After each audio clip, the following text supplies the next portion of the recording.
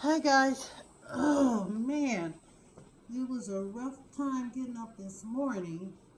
Right now it's 9:42. We're gonna go get our walk on, and let's go.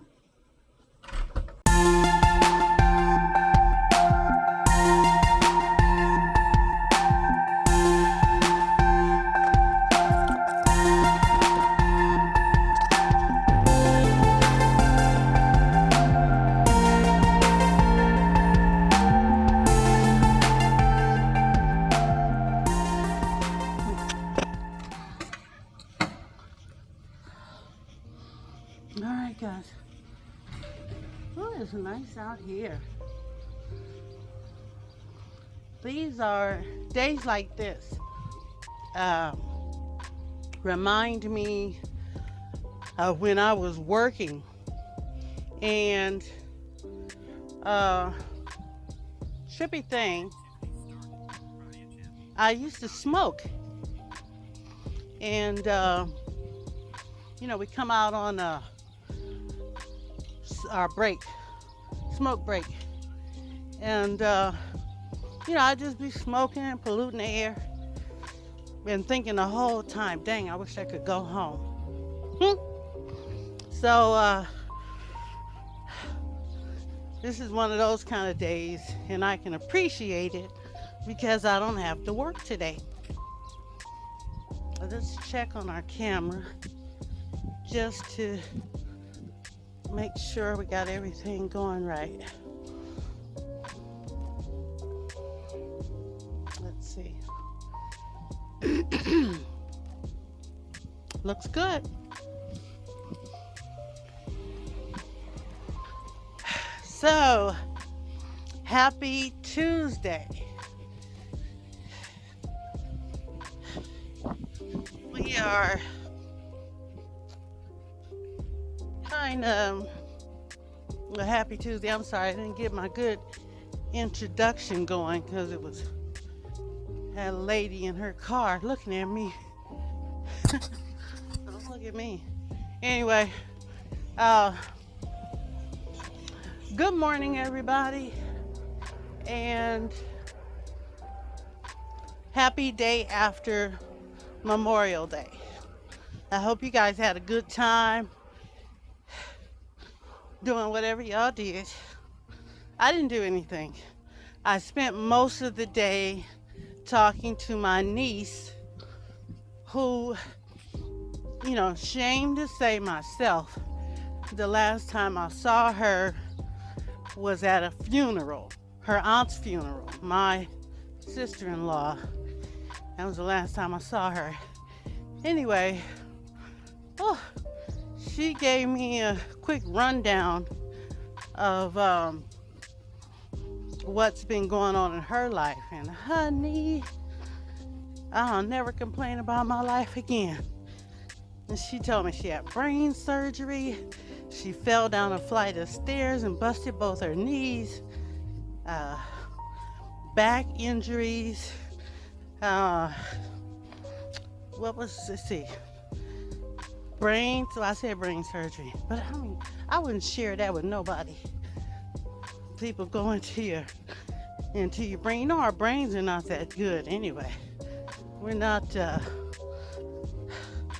indestructible. And for somebody to have their brain surgeried, operated. Somebody to have their brain operated on is kind of disturbing. Okay, guys, I gotta get real quiet. There's a lot of people standing around. I'll speed it up.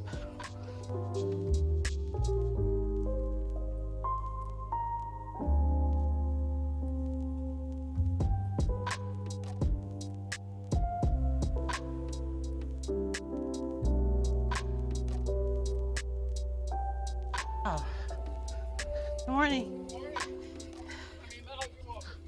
One. Just one. Huh? Yeah.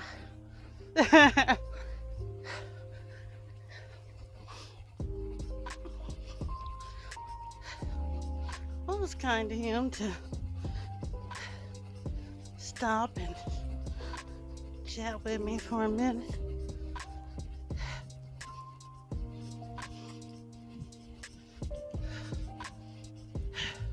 Smells so nice. Well, you guys can't smell it. It's the freshly cut grass. And it would smell so good. Okay, we gotta get this Bluetooth working. All right, pull over. Boy, you were doing great. Okay, so it's the Run Keeper. I gotta stop using my middle finger to do this because it looks like I'm giving my phone the finger, and I'm not doing that. I wouldn't do that to my phone. See me connecting? It says it's connected now. Okay, we just have to trust it. Just have to trust it. Okay.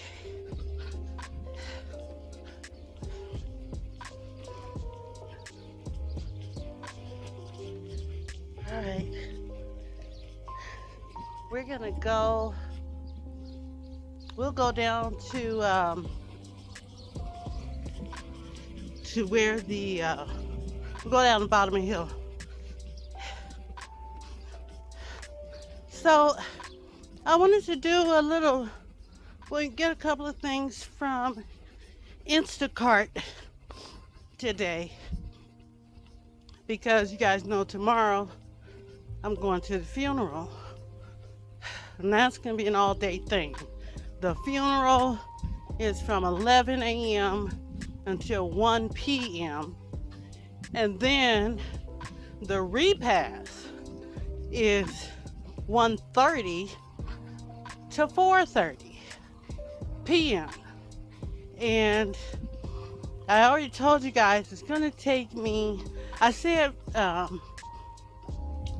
had to leave at 5 the last time I talked to you guys, but it turns out I can leave here at about somewhere around 6:45, 7, and take all my buses, which will bring me to to my destination at 10:15. So I'll be there in plenty of time for the, to be on time for the funeral. When I was talking to my niece, she told me, "Auntie, you don't have to ride the bus. Uncle Pierre and Brittany are going to come and get you." And so I'm like, "No, nobody said anything to me." And she's like, "Oh yeah, I just talked to Uncle Pierre and he said whoop de whoop de whoop." And I'm like, ain't nobody called me and told me nothing. So, quite honestly, I'm going to go with what I originally started with, which is catching the bus. Because, honestly, if I stay here and wait for them to come and pick me up, then to me, I'm a sitting duck. I just have to sit here and wait. And, well, I love my daughter and I love her father dearly. They are my family. I love them unconditionally. But when we went to Karen's funeral, who is Pierre's sister, we were late. We were almost an hour late to the funeral. And that's embarrassing, especially if you're the family. You don't have enough respect for your dead relative than to be late to their funeral. It's atrocious. Darn it. You guys, I'm going to break from this conversation real quick. I wish I had brought you guys this way yesterday because This whole line here had flags. Flags. Oh, look, it's an ambulance, a paramedic. I'm not gonna go all the way down the hill. I'm just not gonna do it. I should, no. I should.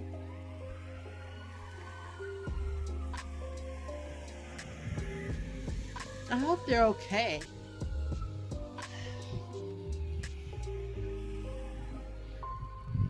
I've ridden in an ambulance 2 or 3 times. I remember, let's see, 1 and 2. The first time I was in an ambulance, I'm gonna tell you guys this story because I feel like I need to.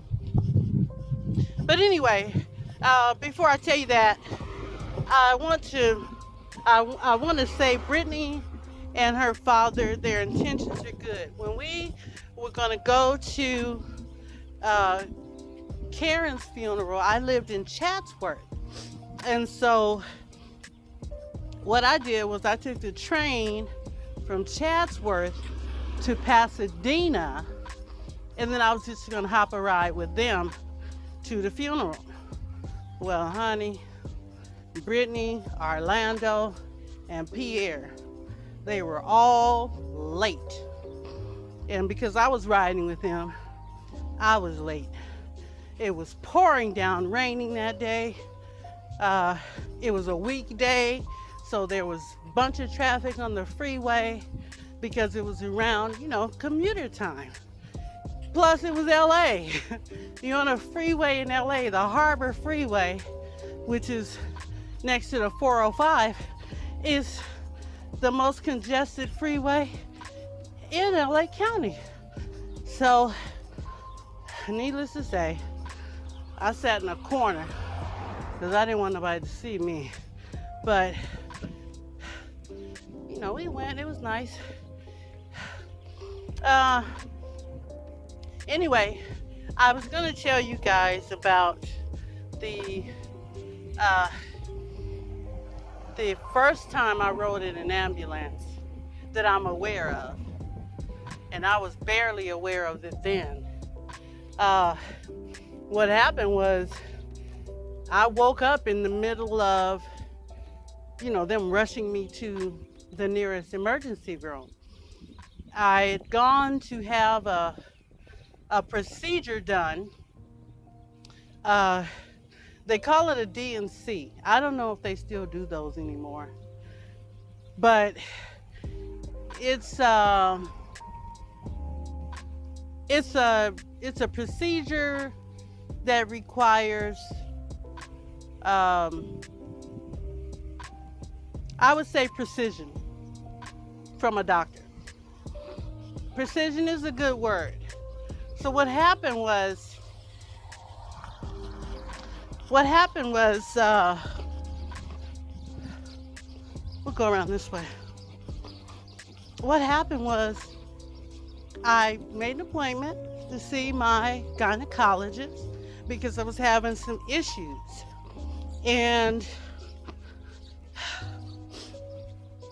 so I go to my appointment, have a consultation with the doctor. Doctor says, oh, all right, let me take a look. So I get myself prepared for the examination. The next thing I remember was waking up in the ambulance I think I told whoever was working on me, because people kept calling my name, like, what the fuck? I'm unconscious, but I can hear people calling my name, just calling my name. Angela, come on, Angela, that kind of stuff. And finally I opened my eyes and I said to the paramedic guy, where am I? What's going on? So he says, taking a ride to the hospital. And I said, oh, the guy is driving too fast. I hear an ambulance. And they said, that's for you. And, well, as time went on, naturally, I was finally, good morning, in the hospital. And I think I was in the paramedics, because I don't remember coming out of the paramedics. That's the thing. I don't remember going in, and I don't remember coming out. But I do remember 2 or 3 people being in a hospital room, and I remember there was a lot of blood. There was so much blood. There was so much blood. Anyway, gotta stop a minute. So eventually I was told what had happened. And it turns out that during the procedure, the physician, who later on I find out turned out to be a physician's assistant, wasn't really a PhD doctor. The physician had poked a tiny, tiny hole in my uterus. Was it my uterus? It was something about my uterus and my small intestine. Oh, okay. What it was he punctured my uterus and somehow punctured my small intestine. And now these were small holes. When the doctor showed them to me later, they were just teeny, teeny. He showed me the x-ray, and in these x-rays, black is solid and white is like a hole, or a space. So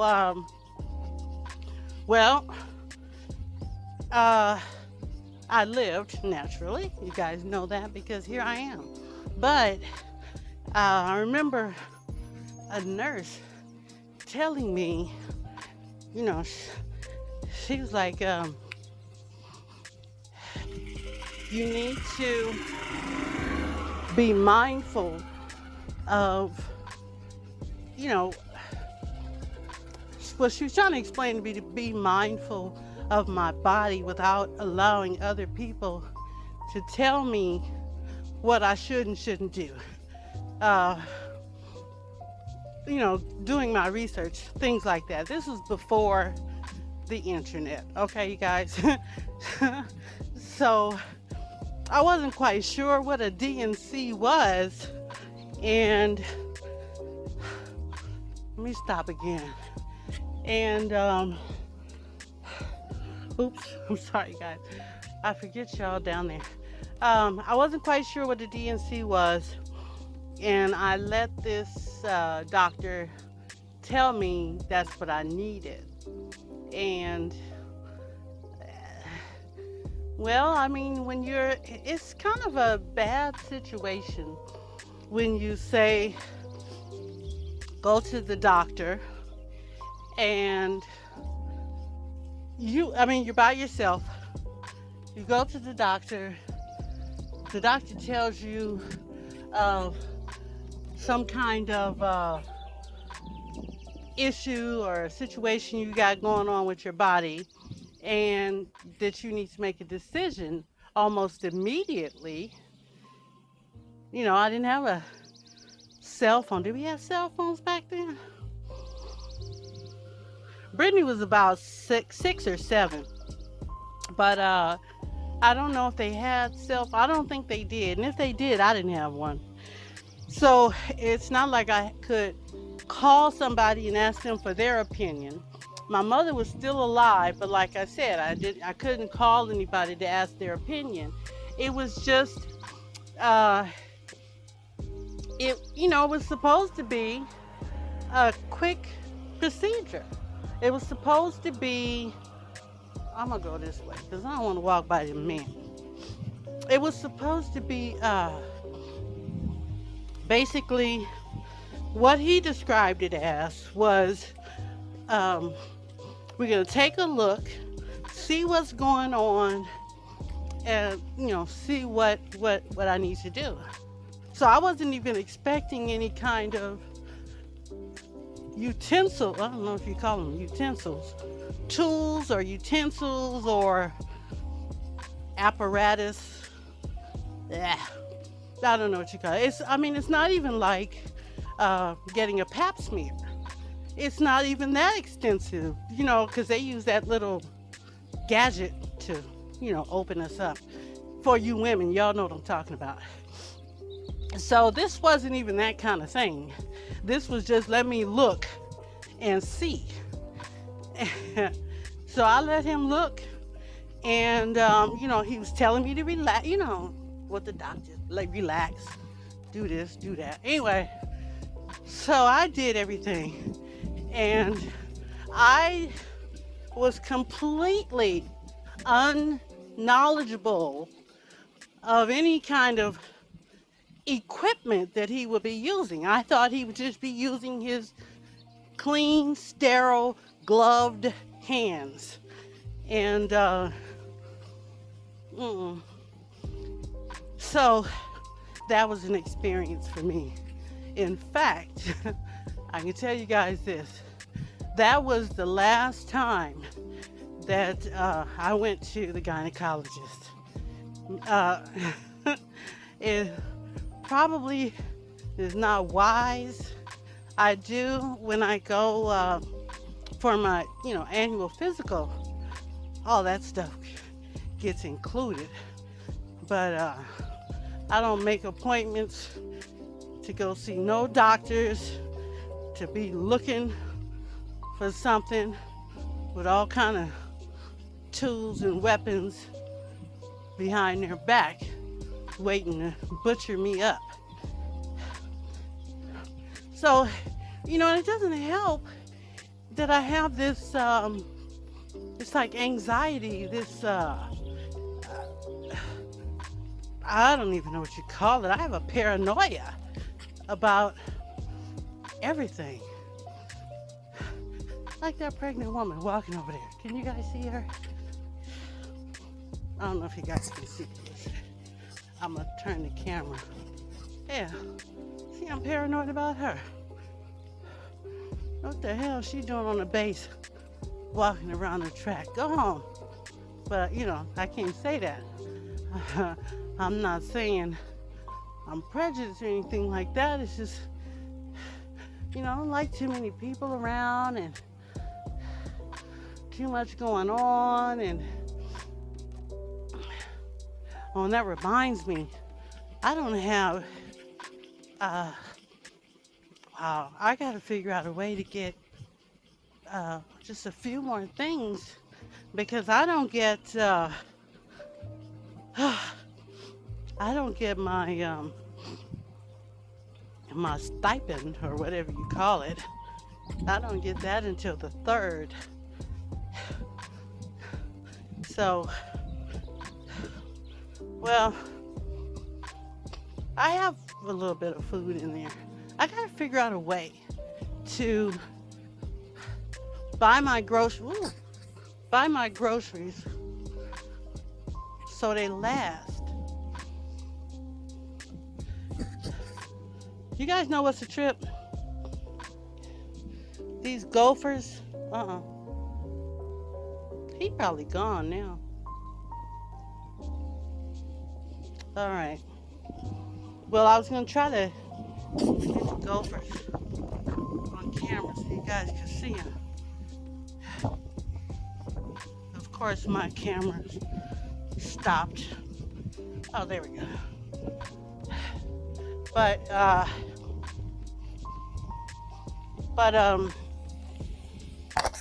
what is she doing on? Driving all slow. See, these people around here, they don't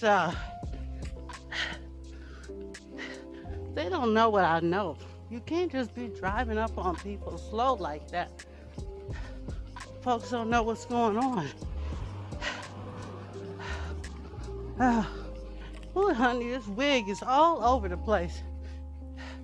It's not windy out here, but it's not